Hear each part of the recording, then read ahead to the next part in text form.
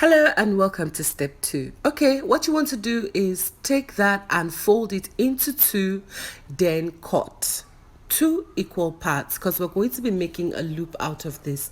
Now once you're done cutting, you're going to squeeze that bottom part a bit together.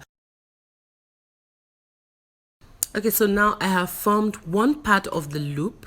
Then watch again, take that and fold it like that. Good. When you're done, the bottom part, fold it together, scrunch it together rather. I think that's appropriate. Yeah.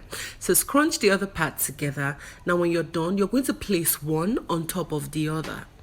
Watch closely, take one and put it on top of the other. And when you're done doing that, the next thing is to sew. All right, so I've placed one on top of the other one, and the next thing is sewing. When you're sewing, you don't need to sew so much so that your thread is bulky. Yeah, just sew and ensure that you're